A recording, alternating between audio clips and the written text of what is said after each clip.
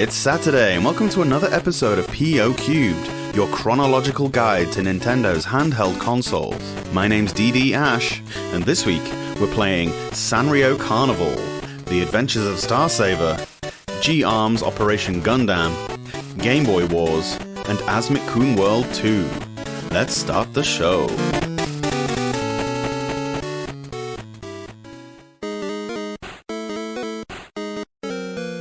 Sanrio Carnival DMG-CSJ, developed by Cytron and Art, and published by Charactersoft. A strangely uninspired use for a popular franchise comes in the form of yet another falling block puzzle game, this time featuring Hello Kitty. It feels exceptionally similar to Dr. Mario, but was somehow largely botched. You have two rotatable two-piece blocks with 5 possible faces on it. You need to make a horizontal or vertical row of 3 or more of the same face. Any longer than 3 gives you bonus points, and if you can chain them, you'll get even more. A rotates clockwise, B counterclockwise. The controls are a little too quick, meaning it's frequent to overshoot and place blocks further along than you meant to. This gets frustrating as it's really hard to counteract due to how irregularly it happens. The board is quite cramped and will fill up very quickly. This drastically reduces the strategy you're able to carry out. Think how, in Dr. Mario, the pieces were quite small, and you had a lot of flexibility when it comes to carrying out your moves. This is not the case here, and once the speed has increased as the game goes on, you just don't have nearly enough time to plan where you want to move blocks, never mind actually do it.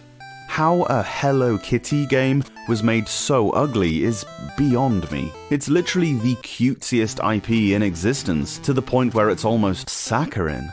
The music is quite irritating and there are no sound effects. You've played better versions of this before, so don't feel bad about skipping Sanrio Carnival.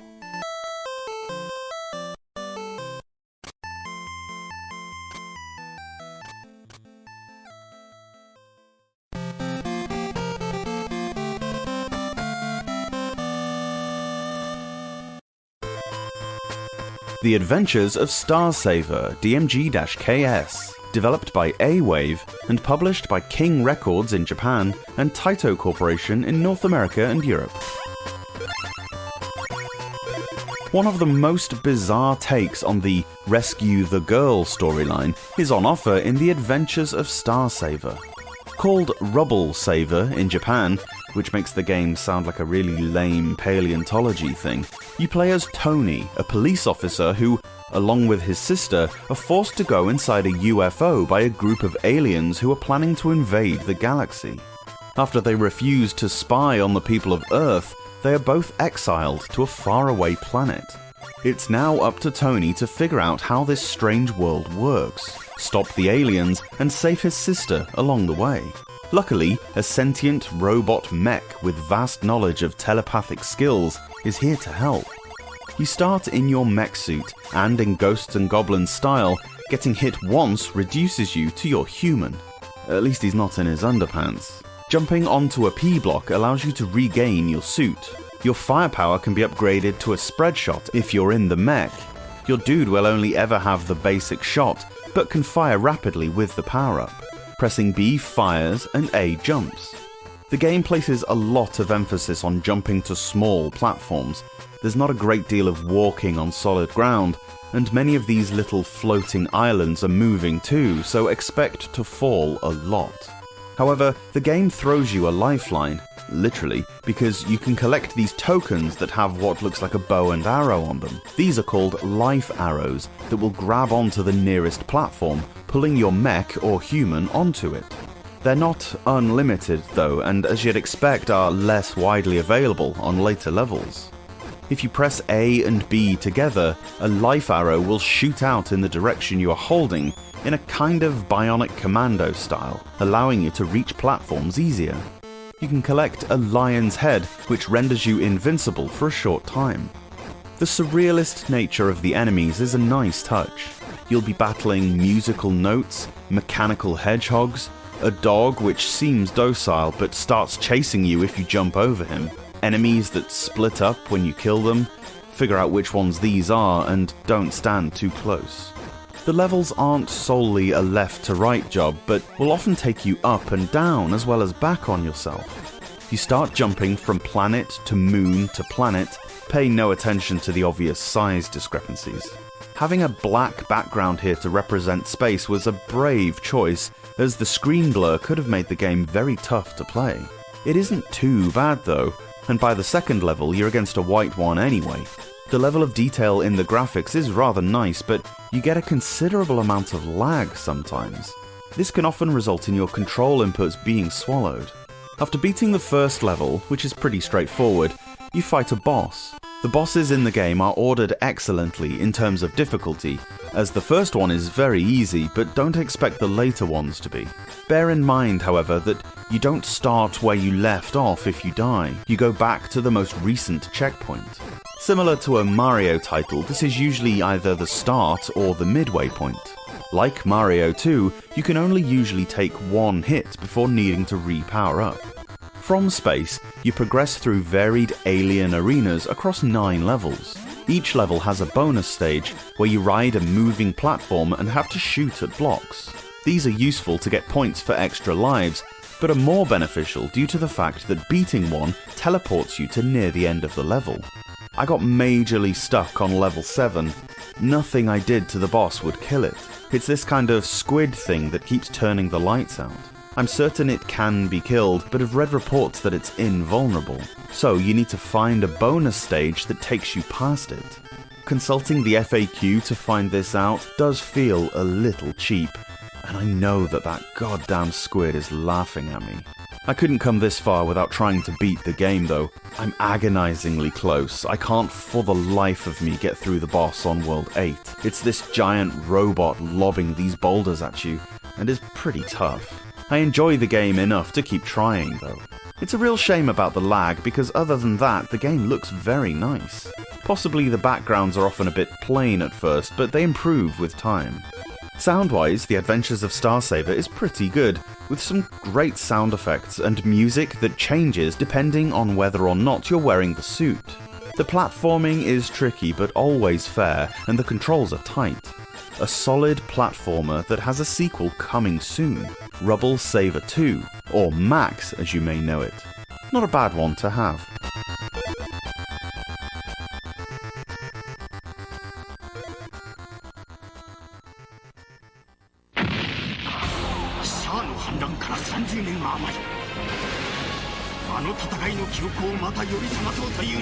Gundam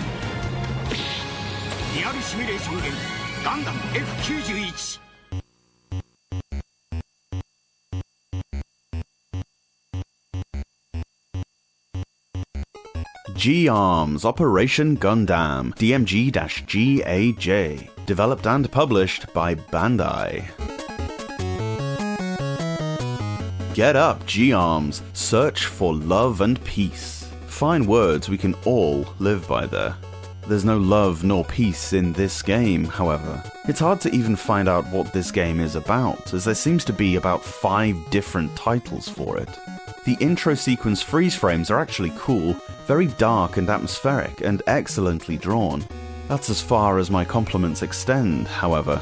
This is a top-down action shooter where you control a Gundam mecha and have to destroy other mechas in this playground-sized arena filled with junk. You fire a spread shot with A and can extend these drill things with B. Destroying an enemy brings out a little ball who is supposed to represent the pilot, or driver, whatever. Kill this to defeat the enemy entirely before the ball can find another mech suit. The same applies to you. If your suit is destroyed, you become a similar little ball that is killed in one shot, and you basically have to flee for your life and find another suit. The hitboxes of you and your enemy's suits are oversized, meaning it's very easy to hit things, but nigh impossible to avoid things. The weapons are pathetically weak, however, needing a good 20 shots to break an enemy. The attack you need to use is the drills. This can destroy a suit pretty quickly, but the range is very small. There are usually 2 enemies in an arena. They'll respawn for a bit on destruction, but eventually they'll disappear and you complete the level. The controls are so stiff and far too strictly adhering to the cardinal directions for the game to feel smooth at all. It's difficult to move into the desired position, and when you get there, the combat is as redundant as a button masher ever was. So, another Gundam game, another massive opportunity flushed away. It's like Bandai didn't know what they wanted their Gundam renditions to be, so they tried everything and ended up doing nothing. They seemingly used a similar tactic when naming the bloody things. It's a change in style from whatever the hell Kunitori Monogatari was. Kudos, I guess, for attempting a different genre. Unfortunately, SD Command Chronicles Operation Gundam G-Arms, or whatever it's called, is still so far from a playable game. Too brutal, too clunky, too confusing, and an absolute waste of time and resources. Not to mention an IP with so much potential.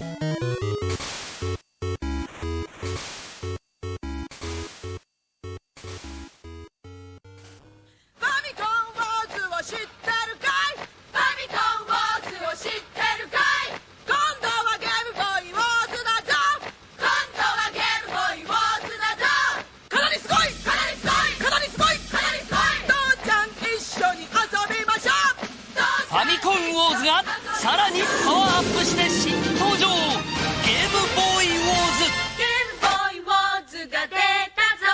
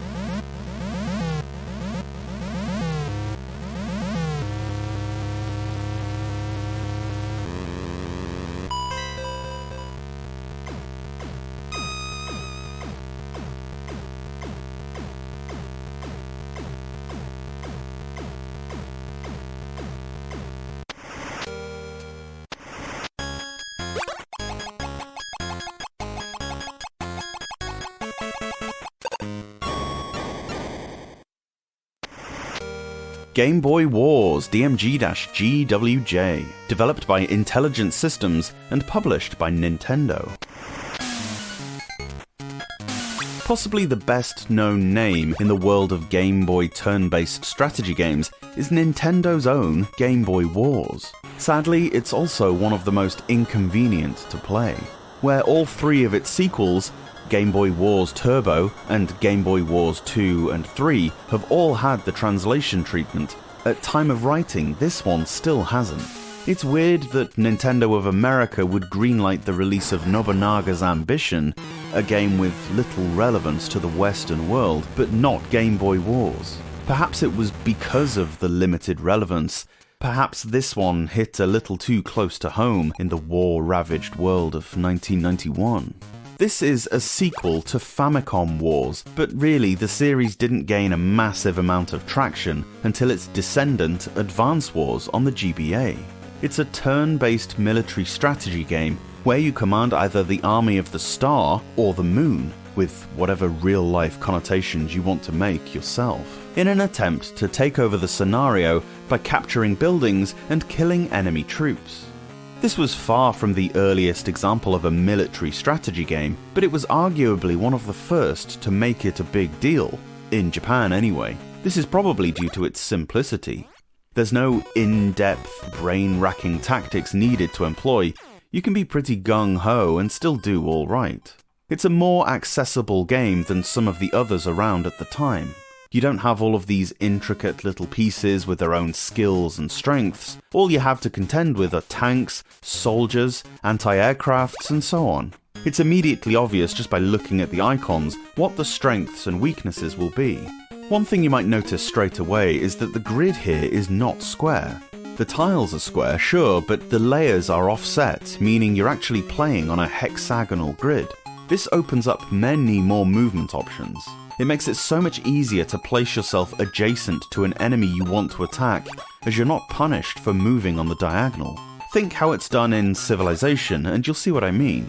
The options are plentiful. You can choose whether each team is controlled by a player or a CPU, meaning you can have a link cable-free 2-player experience, go one-on-one with the AI, or even watch a battle play out without any control.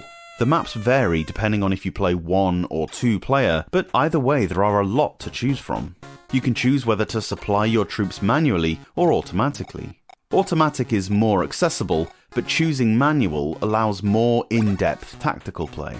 Pressing A over your base allows you to build a unit, depending on your current resource level. Otherwise, click on a unit and move it within its range.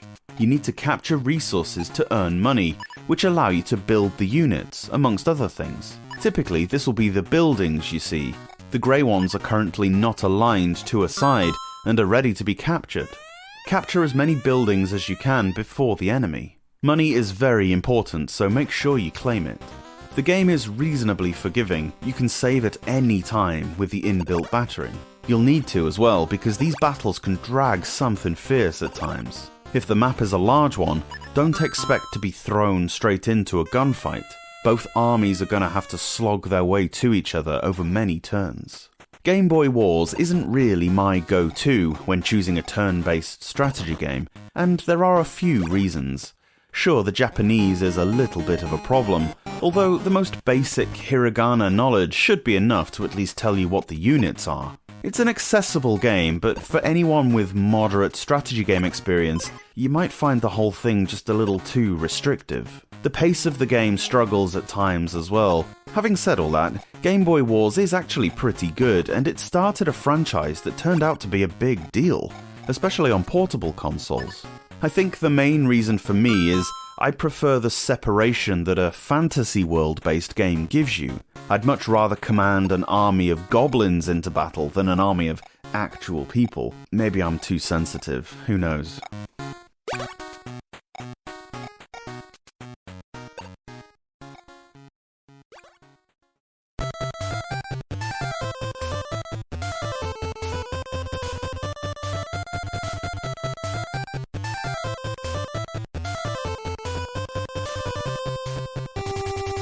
Asmik-kun World 2 DMG-ATJ, developed by Cyclone System and published by Asmik Ace Entertainment. In name and characters only, this is a Japan-only sequel to the 1989 trap-em-up Boomer's Adventures in Asmik World. Boomer's back, but this time, his job is to reach an exit somewhere in each puzzle by assembling all of the designated road sections he's been given into a route that circumnavigates obstacles, all the while stopping the little children from being kidnapped. You can see in the bottom left corner of the screen what road pieces you have to use, and it's obligatory to use all of them, I'm afraid. No cutting straight for the most direct path. You'll really have to think about this. The exit you're aiming for might be a door or a cave entrance, but it may also simply be an arrow pointing off screen somewhere. If this is the case, you also have to approach the arrow from the correct angle. It's self-explanatory once you see it, but not an easy feat.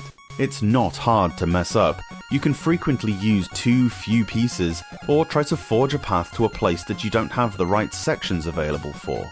The way the sections are laid down is pretty simple in that you don't have to choose the correct bit, rather just the place where you want to go. The game will put the right piece down automatically, so long as you have one.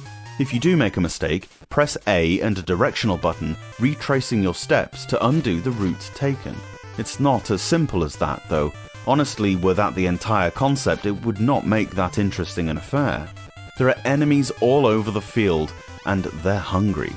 The reason you're building these roads is so that your little ones can walk out of their caves to the end. Once they leave the sanctuary of their cave, they're vulnerable, however. If an enemy grabs your child, it'll eventually drag it off. If this happens, you lose a life. You're not completely helpless, though. Press B, not A, as it'll delete the route, and a direction to navigate to where the kidnapping is taking place. Run into the enemy to engage them in a battle. This takes you to a different screen, where the aim is to plant bombs in order to defeat the nasty child snatchers. There are other special items as well. If you succeed, the enemy will skulk away, leaving your bairn behind. Lose all your energy, however, and you'll be stunned for a few seconds, which will almost certainly result in them being taken captive. There are usually various solutions to each puzzle. Each stage can be split into different screens as well, with later levels being longer. In fact, the last level is something like 18 screens. The fourth in each world harbours a boss, but none of them are hard. It's always just a case of dodging their pre-scripted routes and planting enough bombs to blow them away. After each stage you get a password, and there are 4 worlds with 4 stages each. The passwords aren't just random letters, they spell out a little message once you mesh them all together. Boomer and his children must reach the sacred altar to fulfill their destiny for Asmik-kun World. The controls take a little while to comprehend, which can, in moments of panic, lead to real frustration.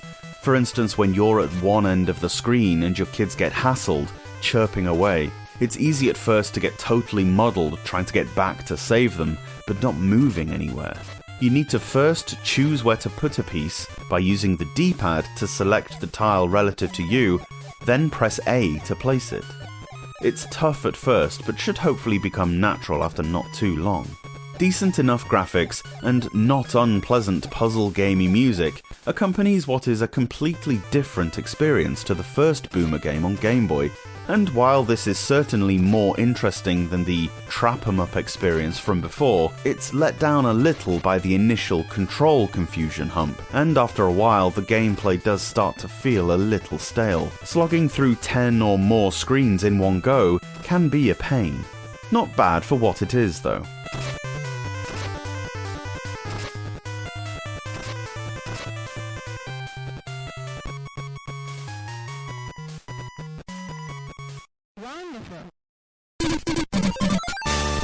Thanks for listening to the Portable Power Podcast. If you want to support the show, the best way to do so is on Patreon at patreon.com/portablepowerpodcast. Or subscribe on the YouTubes. We have daily uploads Monday to Friday, where you can watch me suck at the games as I talk about them. You can tweet me at POCubed or on any of the other socials you might expect. Thanks again and have a great weekend.